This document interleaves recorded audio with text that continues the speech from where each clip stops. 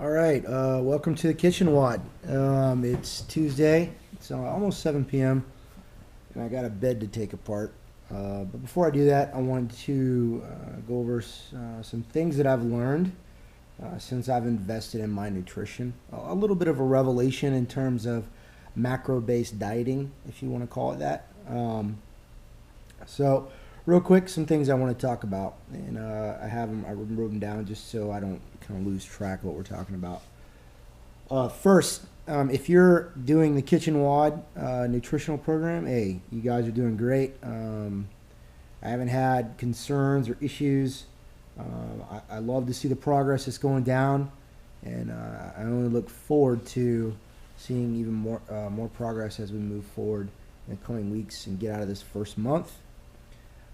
So with that, I want to talk to you guys about little things that I've learned in my nutrition and investing in my nutrition specifically. Progress. Progress, you've heard me say it before, right? Progress over progression, over perfection. Progress or results go way beyond physical appearance. For me personally, I make what I like to call perspective gains weekly. And those shifts in mindset are actually far more valuable to my long-term health. And what do I mean by perspective gains? I look at the barbell. I look at how I did my 1 mile run. I look at benchmark workouts that I've done in the past and that I did recently, like Fran. I look at those things, and those give me perspective gains versus my physical appearance. Physical appearance is something that's going to happen, but it doesn't happen overnight. Okay, so just be patient with that. So try to create some sort of some perspective weekly gains, and make it fun. Don't take yourself or this too seriously. Have fun with what we're doing. Another thing, hey, nutrition is not a one size fits all. I eat differently than a lot of CrossFitters and a lot of you, and all of you eat differently. I promise. How I see results is going to be really different than how another person is going to see results based upon how I eat and what I eat. Quite frankly, I can eat a little, I guess you would call it dirtier than some of you, and that's only because I work out a lot more. That has nothing to do with genetics. That has nothing to do with my hormonal issues or lack of, whatever you want to say. I just eat differently.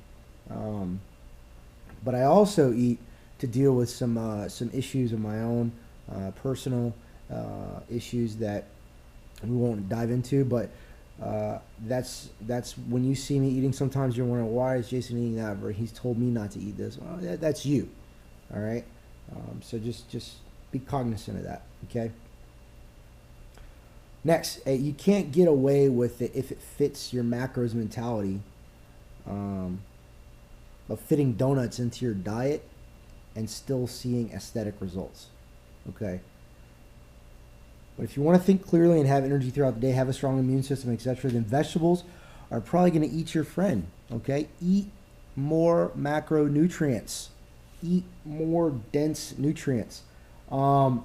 There's been some questions about, hey, what's intermittent fasting, and if it fits my macros, and you've written articles about this, or what you've said this. You're absolutely right. I said that, but if you read the fine print in a lot of what I said, I also talk about that. We'll talk about specifically with if it fits your macros, right? I'm a huge proponent of not trying to box you into a certain type of food to eat. I think that's your choice, but by making those choices, you need to understand what the circumstances or results of those choices are going to be. Okay, if you eat a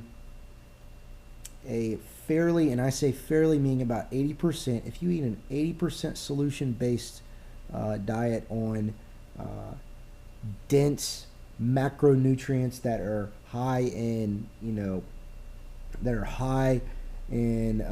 non-GMO or whole food based items, you're going to see aesthetic results a lot faster than somebody who's like, you know what, it fits my macros, I'm going to go eat some ice cream and some donuts. And I'm going to go to, you know, so-and-so's place and just divulge as long as it fits my macros. And while you are absolutely right, you are setting yourself up for failure. You are setting yourself up for failure in the long run. All right? So just remember that. Will you be able to hit those perspective gains? Absolutely.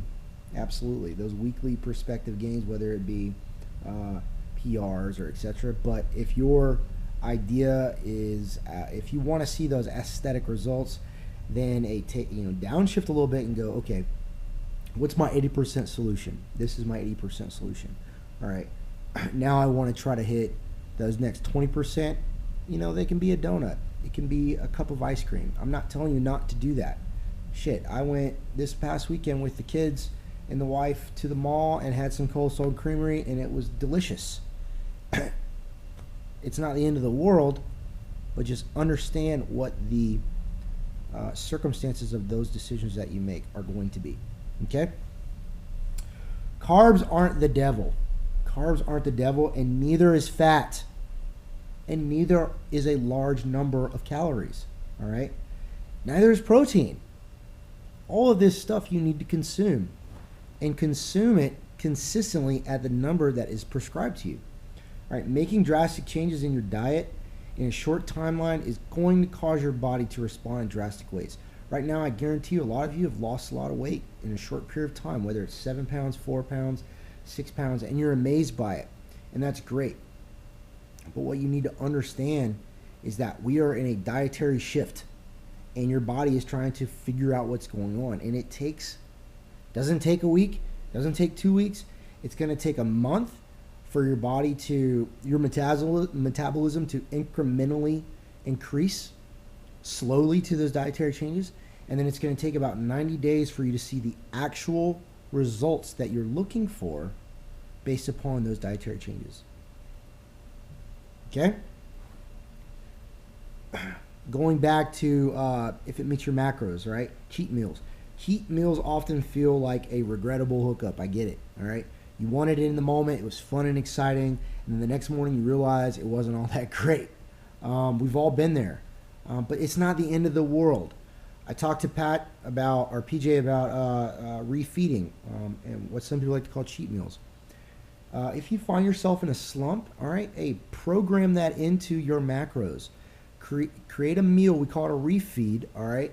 Refeed your body, or refeed that fat kid inside of you with one meal. But plan for it, all right? Plan for it. That segues me to planning, all right? Meal prepping and all these things are very important to your success. I've told this to 2 people now, so I'm going to tell it to the whole world. Instead of working throughout the day and putting here's my numbers. Okay, well, how much fat do I got left on my MyFitnessPal? Oh my God, I've got 10 grams of fat and I still got 100 grams of protein to hit. I don't know what I'm going to do. Don't put yourself in that type of situation. Plan ahead. Macro, meal prep and macro out all your meals, and then inject them into your MyFitnessPal a day or 2 days beforehand. And then see how that map looks. Map it out. See how it looks. And then go, okay, manipulate it accordingly. All right. Oh, okay. Well, maybe let me shift a little bit over here to the left with my sweet potatoes, and let me shift a little bit. You know what? I want to go eat ice cream with my kids on that day, so let me shift down and shift. Make sure that you can do that beforehand, versus the husband or the wife or the kids want to go, dive into a little bit of Blue Seal. We all love a good Beanie Mo scoop of Blue Seal. And then you didn't plan it out, and you're sitting on that line, and you just say, you know what, screw it, and you do it. And you really have no reasonable explanation why you did it. You did it because you're lazy. Okay?